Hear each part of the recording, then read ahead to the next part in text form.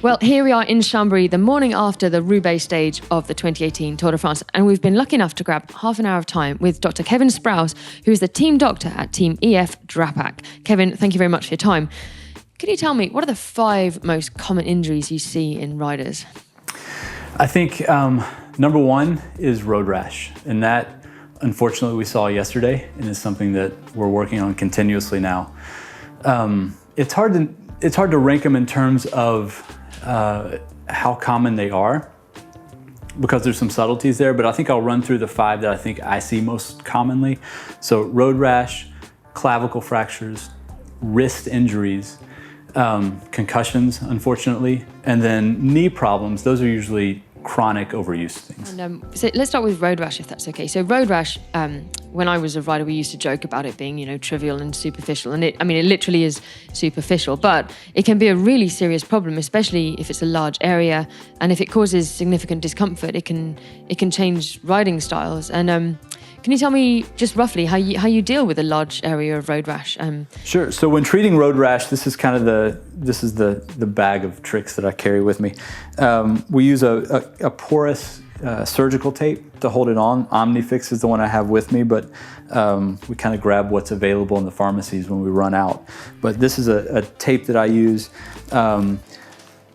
Telfa dressings are just a non-stick gauze. Something you can just get at your local pharmacy. You've probably seen it before, kind of a shiny coat to it so it doesn't stick to the wound. On top of that, we'll put just a triple antibiotic ointment. In the US, we call this Neosporin. This is a generic version, but you just put it on there and that'll go directly on the wound. And then occasionally, we'll use what you have probably seen on the riders, this burn netting.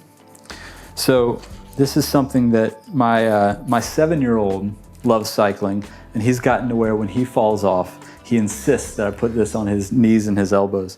But you've probably seen this on riders in the peloton, just holding bandages on. We'll often use it on the knee and the elbow, those areas that are moving consistently over the course of the 4 to 6 hour stage. Otherwise, this stuff will start to shift and migrate as it gets sweaty, and you'll end up with the bandage off and just being irritated.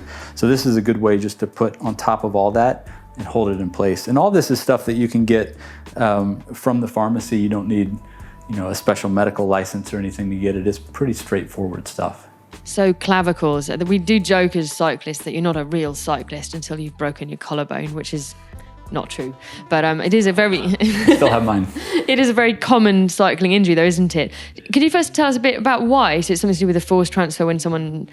Absolutely, it's how cyclists fall, and so when the hands are on the bars and they're going at a relatively high speed, oftentimes what you'll see is sometimes they go straight over the bars, but more often than not, there's a maneuver to try to avoid a crash. And the wheel turns and then they're going down sideways, and the kind of innate tendency, the reflex, is to throw your hand out. And that force is transmitted up, and often the clavicle, being kind of an S-shaped bone, has the weak spot in the chain and it snaps. Yeah. And you were about to show me this incredible ultrasound device. Talk me through this. So it's great. At the Tour, we're very lucky to have an X-ray machine at the end of every stage. They don't do that at many races. The Giro does it, but I think it's only those 2 races. So a lot of times, if we're worried about a fracture, then we're really left looking for an emergency department, a hospital. It's logistically demanding. It can take a long time out of the rider's recovery and everything they have to do in the evening. So we've got the added benefit now of having these devices, ultrasound device, which can take a look at superficial bones like the clavicle very easily, can take a look at the wrist, hand, foot. So what do we want to take a look at? Scaphoid? Wrist, scaphoid. We'll kind of look at the distal radius and down into the scaphoid here. And so this gel allows the sound waves, which is what's coming out of the transducer here, to kind of be transmitted to the skin, down through the bone, or to the bone, and give us a picture of the cortex there. And you can see that it's nice and continuous, and I can kind of move back and forth across it. And we go down. If you were to have a fracture, then we might see that right there where that line is real continuous, there'd be a step off, a quite noticeable one.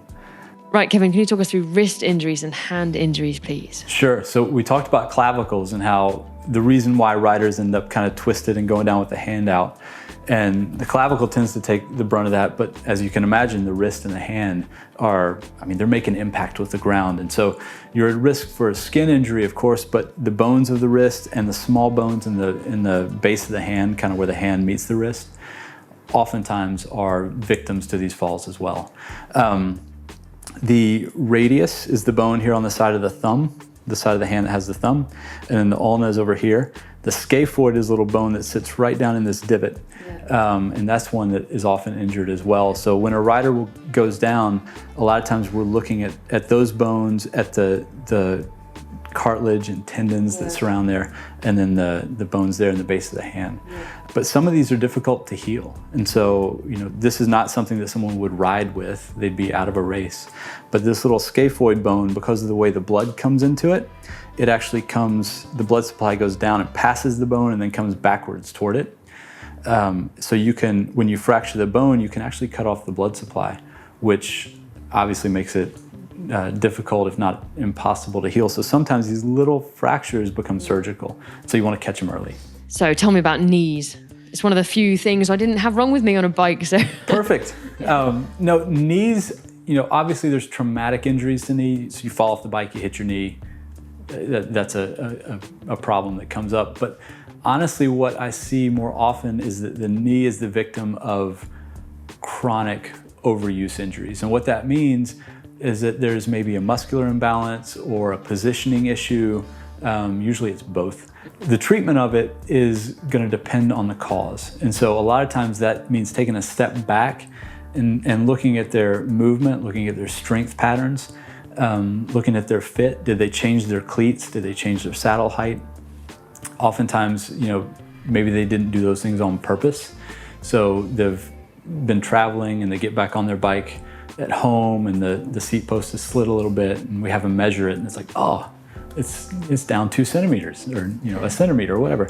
And so looking for kind of a root cause there often involves going away from the knee and looking at fit, hip strength, core strength, and seeing what is stressing the knee and what's causing it to hurt.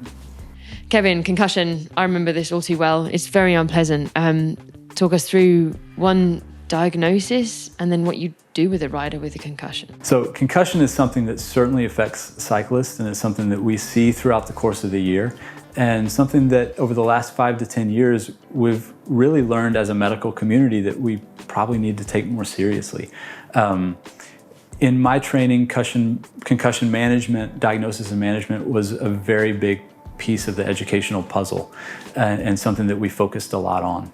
And I think you see in cycling that's mirrored, that we're starting to have these protocols that are implemented, we're starting to recognize it and just be aware of it a lot more. It can be difficult because the diagnosis of concussion is a subjective one, which means that there's no test that tells us someone has a concussion. You can't scan them, you can't do blood work. And so then it's very much looking at their balance, it's looking at their recall and their memory, and it's looking at the symptoms that they relay to us. So we're kind of at their mercy in some regards with what they tell us. It's hard for me to imagine how as a doctor it must be so hard making that kind of diagnosis, or trying to, at least the initial diagnosis, under time pressure, because while it might sound maybe to our viewers like better safe than sorry, what about if you pull someone out on day 3 of a grand tour and they don't have concussion just because they might have hit their head? You can't do that. It's not fair on the team or the rider. And so you have to give them the benefit of the doubt to keep riding to start with, I guess. I would err on the side of better safe than sorry. Yeah. If I've got a concern, if there's something that's just not right, done. And if I end up pulling somebody without a concussion when I shouldn't have, I'd rather make that decision. Now it will eat at me. Yeah. Like if we get back to the hotel and they're perfectly fine and everything, I'll be kicking myself, but I would rather that than put them back in and be kicking myself for other reasons. The other tricky thing with concussion is symptoms usually present over time. Yeah. It's actually pretty uncommon in my experience that a rider goes down, hits their head, and is standing there with the bike and immediately has concussion symptoms. Yeah. Kevin, thank you so much. That's been fascinating. And to recap for the viewers, so the most common injuries that pro riders see are probably road rash, broken collarbone, wrist injuries, concussion, and knee pain. And I think that's probably the same for most recreational cyclists too. So I hope you found this interesting. Kevin, thank you again, and good luck for the rest of the tour. Thank you. If you like this video, give us a thumbs up, click subscribe, and click down here for more tour content.